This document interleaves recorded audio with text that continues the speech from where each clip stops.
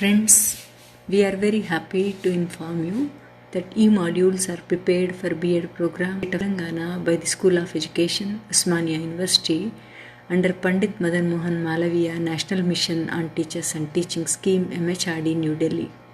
It's indeed our pleasure to share with the teacher educators and the prospective teachers and get maximum benefit out of it.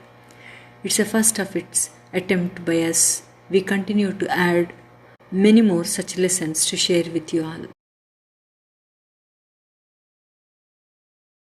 Good morning students, this is Dr. G. Madhukar, Assistant Professor, Department of Education, University College of Education, Osmania University. Now I want to discuss about psychology, second unit, then second topic. The topic is exploring causes for individual differences and addressing in children. Individual differences. What do you mean by individual differences?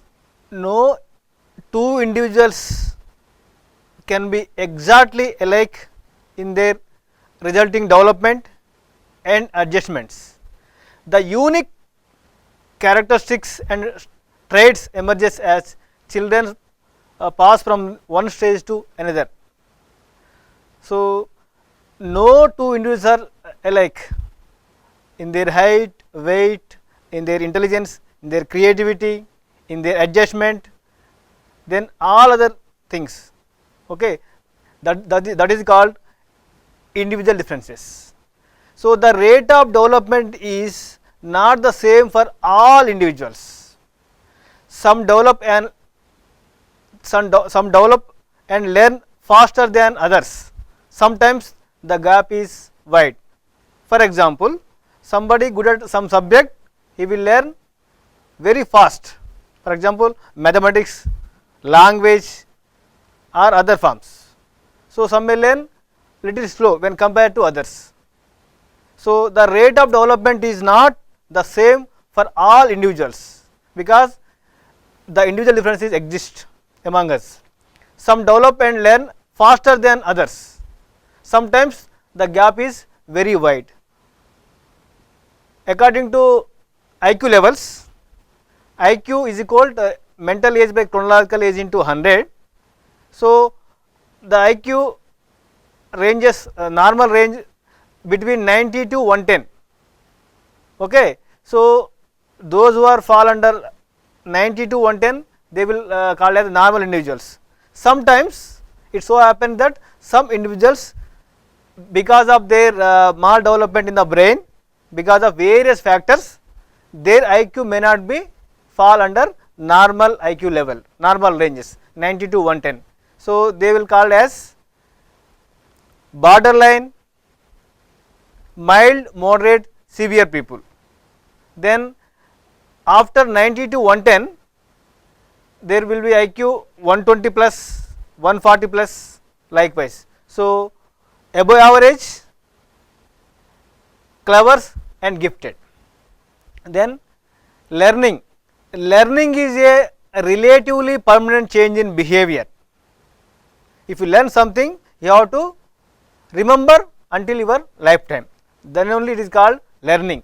So, learning is most effective when the differences in learners, language, culture and social behavior are taken into account. So, there are two major factors which influence individual differences. The individual differences is the uneven rate of growth and development among individuals.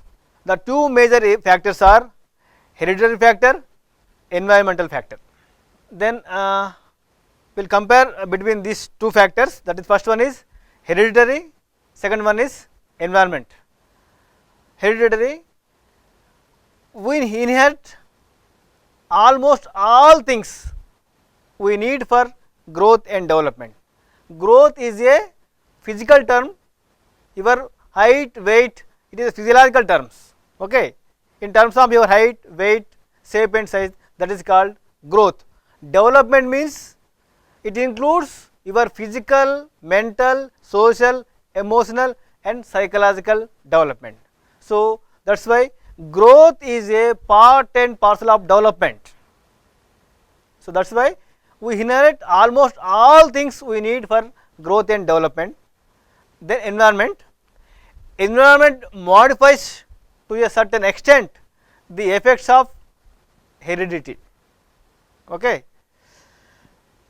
Then heredity gives all potentials for growth and development. So as you all know, in biology, because of some characteristics, intelligence pass through from generation to generation, forefathers to fathers to their children through chromogenes. Then environment provides the direction of the growth and development of an individual. Then in heredity, first one is intelligence, that is your mental ability. Some are more intelligent than the others, and those who are more intelligent progress and grow faster than those who are less intelligent.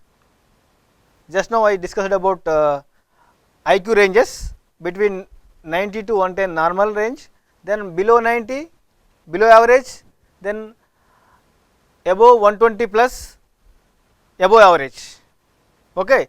So based on their distribution of IQ, some are more intelligent than others, and those who are more intelligent, they will progress and grow faster than those who are less intelligent. Then people differ in intellectual abilities and capacities like reasoning and thinking, power of imagination, creative expression, concentration, etc.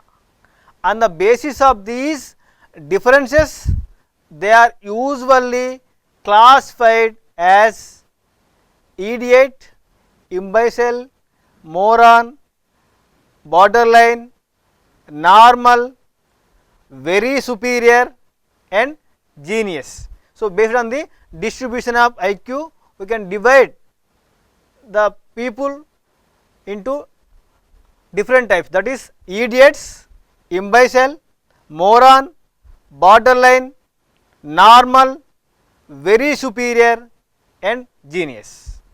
So recent psychologists viewed intelligence as multiple abilities.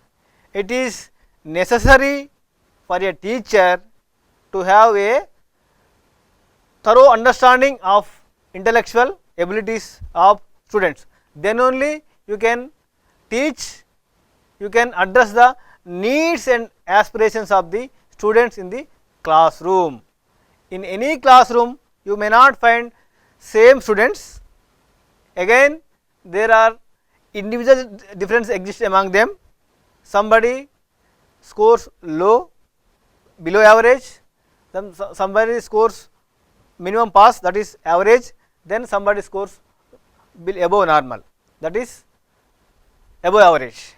So as a teacher, one has to keep in mind the all potentials of the students, why they are in scoring less marks in my subject.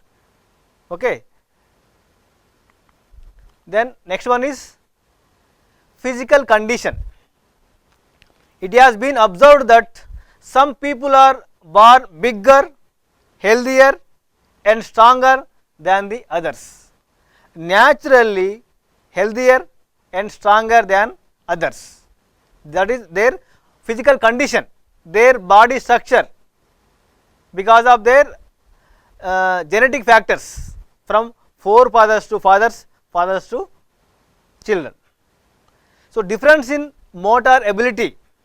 There exists wide difference in motor abilities such as reacting time, speed of action, steadiness, rate of muscular movement, manual dexterity and resistance to fatigue, etc. based on their difference in motor ability. Then but there are also people who are born with handicaps such as deafness, muteness, defective arms or legs and the like. Okay, we have different abled persons. They may be have visual impairment, hearing impairment, physically handicapped, mentally handicapped.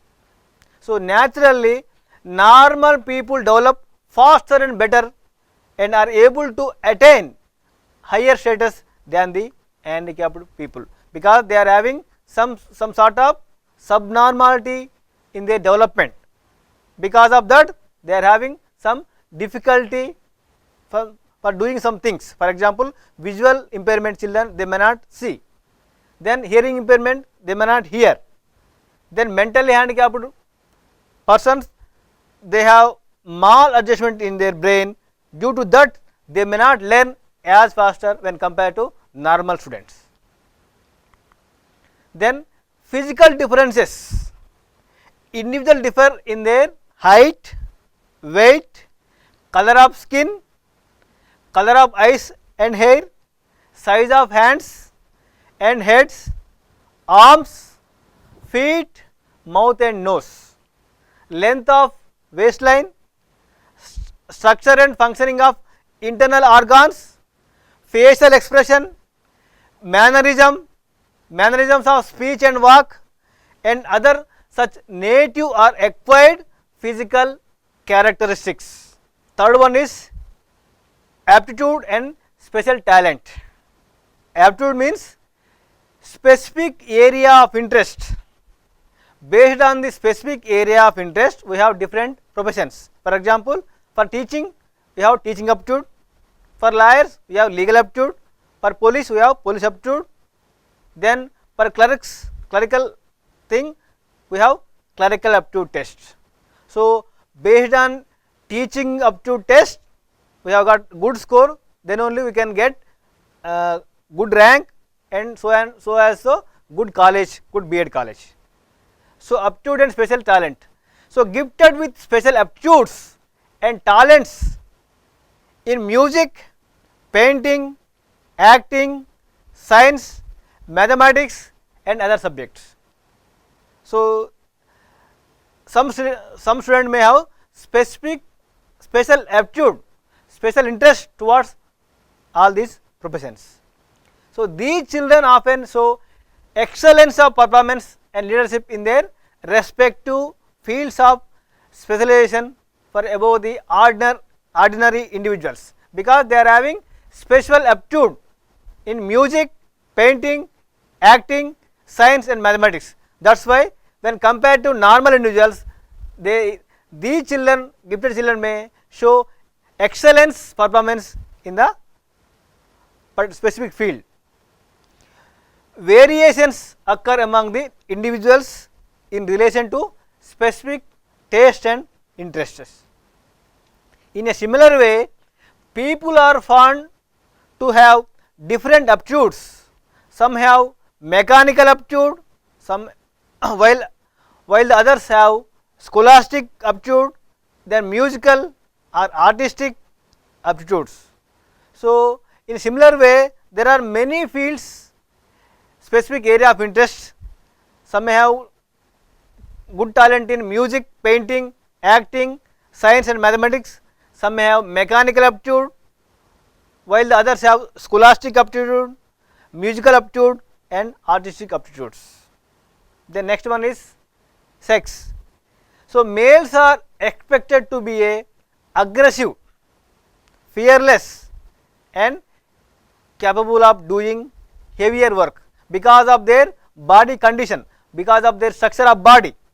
Females are expected to be passive, demure, prim and soft. Okay. So when compared to males, female are some sort of passive, they will do soft skills. Okay. When compared to males, because of their body structure. So males can do heavier work when compared to females. So based on their again body structure. Hence to a larger extent, sex determines the direction of growth and development of individuals. So certain extent there are some differences between male and female because of their body structure, because their environmental factors, their family background. Okay. Then heredity, age. Age is a big factor in making one different from another. That's why always experience is an extra qualification. If you are doing some service, working for some institution more than 5 years, 10 years, 15 years, 20 years, then your experience count there. Okay. Age is a big factor in making one different from another. Generally, older learners have more physical strength and higher level of comprehension than younger ones. So, somebody having put on 5 years experience in some particular field, 10 years and 15 years, then somebody entered just in that particular field. So, when compared to newcomer, 5 years, 10 years, 15 years people will do work when very faster and perfect in their field because of their experience and age. So, maturation and readiness are important in learning. Mature learners have greater capacity to receive instruction. For example, that is why our school age is 5 years. Okay. For learning anything, you need to have maturation. Maturation means physically, mentally ready to learn. Okay. So, 1 year kid may not sit for half an hour, he may not hold the pencil because of their physical, mental underdevelopment. When compared to 5 years, this 1-2 years kids may not be sit at one place, they may not hold the pen because they do not have that sort of physical, mental maturity. That is why maturation and readiness are important in learning. So, mature learners have greater capacity to receive instruction. Then sixth one, temperament. Temperament is nothing but your emotional maturity and stability. So, those who are easily irritated and tensed even with trivial things, symptomatic of emotional immaturity and stability. If somebody is having irritation with little things, he may be having some sort of emotional immaturity, emotionally imbalance. He do not have emotional maturity or emotional intelligence. So, in some individuals, they have positive emotions like love, affection and amusement, and the like are prominent, whereas in some negative emotions are more powerful. Sometimes some negative emotions are more powerful. If I get angry when other person is weaker than me, then I will get angry very easily.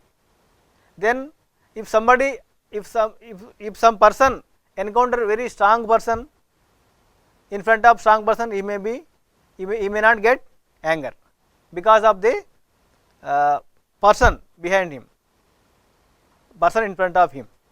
Okay. Then sometimes negative emotions are more powerful. So, individuals also differ in the manner they express their emotions. We are all having emotions like anger, hate, love, sad, bad, all those emotions. When it comes to expression, the degree of expression, that is different from person to person. Okay. Somebody expresses anger more often, somebody expresses laughter for any time, for everything he will express only, he will laugh at particular time. Okay. So, based on the emotional expression, then only you will label as angry person or calm person, smooth going person.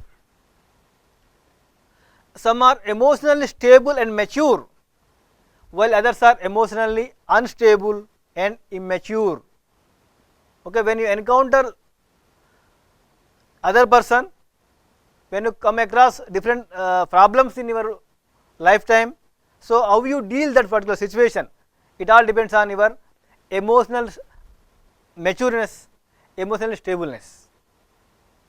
Then generally children who are more emotionally mature and stable are more patient in studying their lessons, hence learn faster than those who are more temperamental.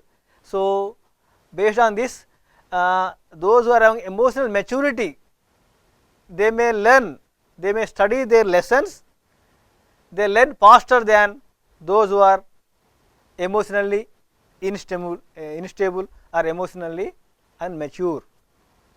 So, emotional stability is the capacity to maintain one's emotional balance under stressful circumstances. Some stress is there. So, how you deal that stress, how you balance your emotions under that particular stressful condition, that is most important. If you are managing your stress, means you are having emotional stability. It is the opposite of emotional instability and neuroticism. Okay. If you are emotionally stable, means you are having emotional balance, you are having emotional maturity, you are not maintaining your emotions, you are not maintaining your stress levels as normal, then you will be emotionally unstable and you are having neuroticism. Introversion, extroversion, dominance, submissiveness. Extroverts are usually gregarious and like the dominants, enjoy interacting with people, that is extroverts. He will be very jovial with all others, he will make friends very easily wherever he goes, he or she, that is extraversion. Then introverts prefer to work jobs that can performed in peace, quiet and with less contact with other people. So, in a classroom, extrovert will dominate the classroom, he will act as a leader or class representative in that particular class. That is one of the best characteristics of extroverts. The introverts, he will not make friends, maybe he will make friends 1 or 2 members in the classroom, he will sit particular place as usual, daily will take same place, then he will always peace, quiet and less contact with other people, that is introvert. Then effort making capacity. So, an important trait, one with much effort making capacity studies and work harder, concentrate more and exhibits steadiness in his work. Okay.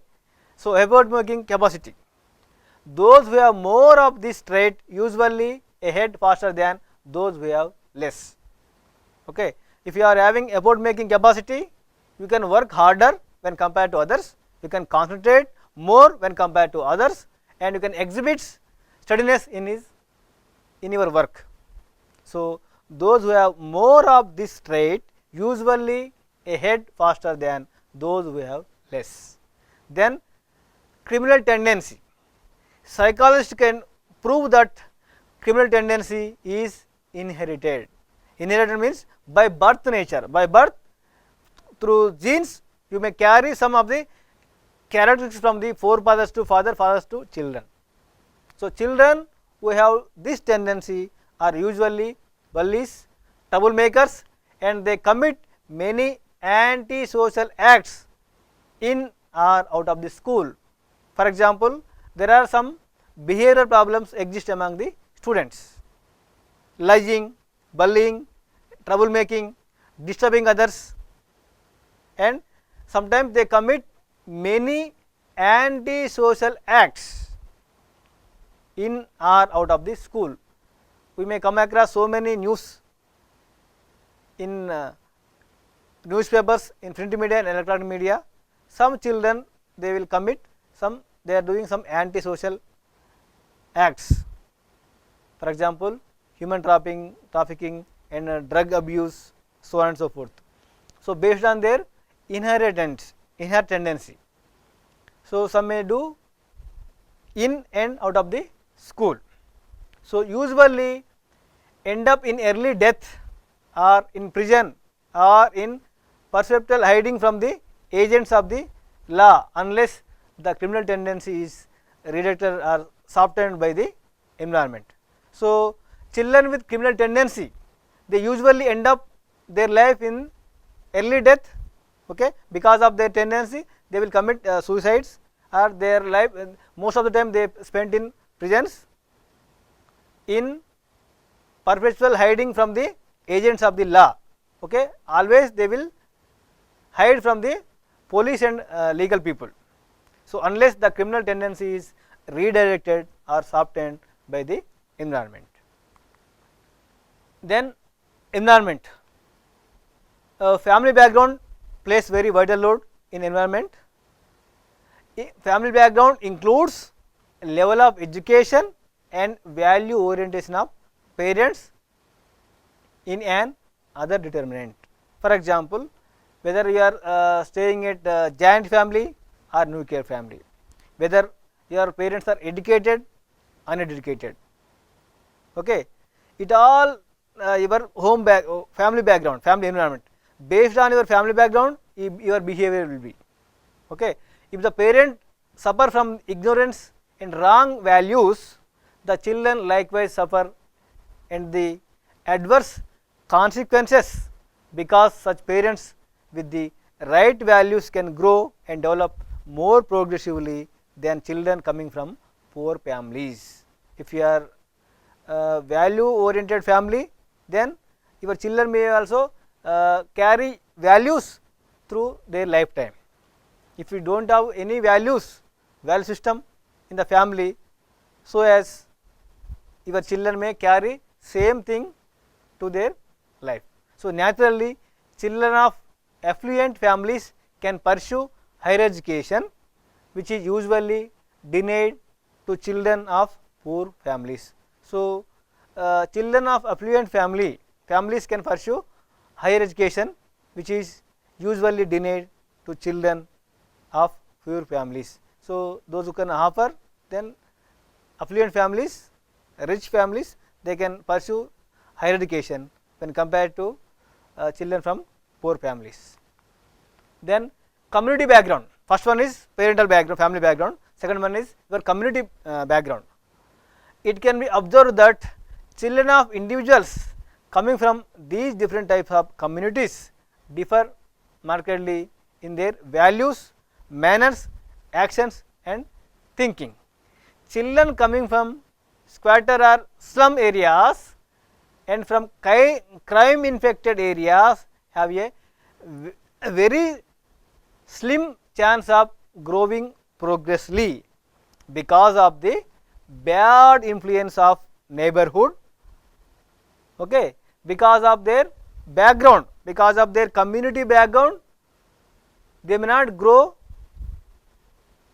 in right direction, because they are from slum areas, crime infested areas, okay, they may not grow when compared to plain areas. The city children are more exposed to modern conveniences such as telephone, television, then trains, museums, libraries, big commercial establishment, shopping malls and others. So, these conditions may not have that slum areas and crime infested students. Then community background, it can be observed that children of individuals coming from these different types of communities differ markedly in their values, manners, actions and thinking. The city children has edge over rural children in the field of informal learning, okay.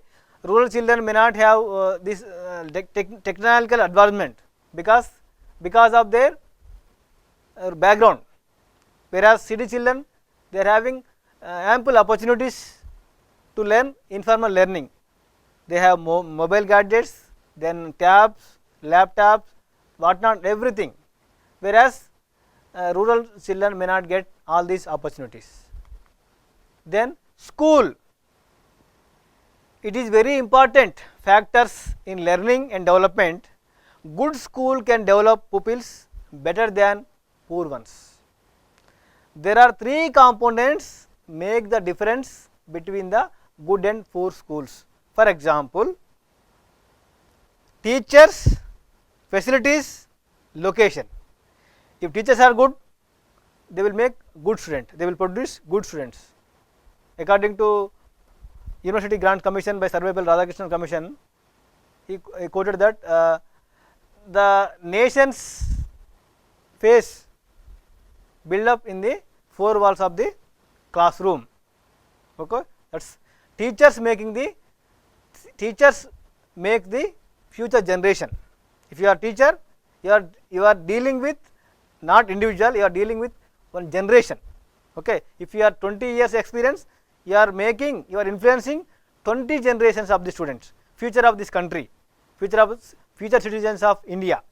Okay, so that's why good teachers always encourage and produce values in their students. Then facilities, environment of the school, then location of the school, whether it is in slum area, then whether it is plain area, whether good connectivity, all facilities in the school, it will affect the children's development. Then role of school in meeting the individual differences. What is the role of the school? Since we supposedly are teaching individuals, not group of individuals, it is the function of the school within it budgetary, personal and curricular limitations to provide adequate schooling for every learner, no matter how much it differs from every other learner, according to Crow and Co. So, school is in a school there is a equal opportunities for all the students in a classroom. Okay. So, teacher may not differ, teacher may not divide the students. Okay.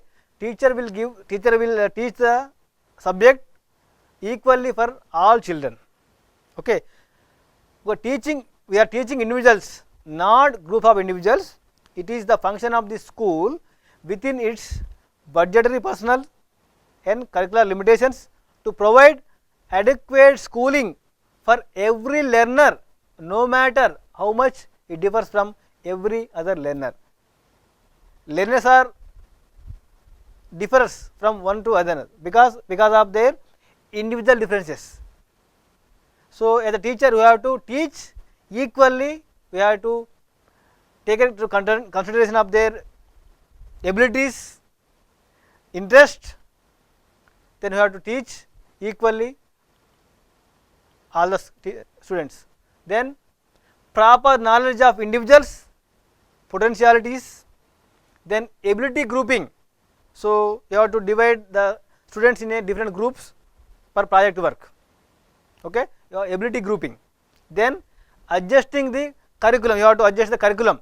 Okay, for example, some slow learners are there, so keep the class, separate class for the slow learners, that is called remedial class. You have to make sure that you have to adjust the curriculum. Then adjusting the method of teaching. You are teaching something, it is not getting to the minds of the students, then you have to adjust the method of teaching, you have to change your method, you have to use different teaching aids. Okay. So, adjust the method of teaching. Then adopting special programs or methods for individualizing instruction. Okay. Some students are slow learners, then you have to group them, you have to take the special class, that is called remedial class for those who are not learning on par with normal students. So, that is why adopting special programs or methods for individualizing instruction. Then school, there are three components make the difference between the good and poor schools. First one is teachers. If teachers are efficiently in the true sense of the word, the pupils learn remarkably well than when the teachers are inefficient, in which case the pupils suffer setbacks. Okay. If teachers are good, then they will make good students, they will produce good students. Then facilities, adequate and serviceable, the pupils learn well and progress rapidly, otherwise pupils will be retarded in learning. If in the school all facilities are there, computer lab and library, then other recreation activities are there in the school, automatically the children learn, they will learn well and they can progress rapidly, otherwise pupil will be retarded in the learning. Then school location, children studying in a school located in a very quiet place find learning conducive. Okay. If you have ambitious environment, then creating an engaging learning environment. Okay. So, location also important. Summary of these two factors, major factors, that is hereditary and environmental factors. First one is intelligence, that is mental ability. In environment, family background. In hereditary, second one is physical condition. In environment, community background. Then third one in hereditary, aptitude and special talent. Then third one in the environment, school. Then fourth one in hereditary, sex. Then fifth one, age. Then in the school there are three components, that is teachers, facilities and location. Then in hereditary, temperament, that is emotional maturity and stability of the individual. Then introversion, extroversion, dominance, submissiveness. Then effort making capacity of the individual. Then criminal tendency. Educational implications of individual differences. So, it is wrong to expect uniformity in gaining proficiency or success in a particular field, form or a group of students, because they are having individual differences. So, you can't expect uniformity in gaining proficiency or success in a particular field from a group of students, because they are having differences in their intelligence, in their aptitude, in their attitude, in their interest, everything. So, do not expect uniform development, uniform proficiency, uniform success among your students. On account of their subnormal intelligence, previous background, lack of proper interest, aptitude and attitude, etc., some students lag behind in one or other areas of achievement. So, for them you need to counsel them, you need to provide them different opportunities like remedial teaching, remedial classes, so as they also come to normal stream. So, all students cannot be benefited by a particular method of instruction and uniform and rigid curriculum.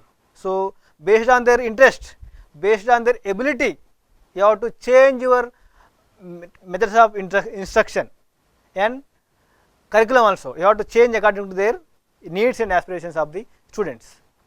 So, a teacher should be sensitive to the individual differences, then only he can perform, he can teach well, he can do justice for his profession. A teacher challenge is to acknowledge and celebrate the differences among children and work to maximize the growth in each child, because some may learn very fast, some may lag behind. So, as a teacher you have to acknowledge and celebrate the differences among children and work to maximize the growth in each child. Thank you.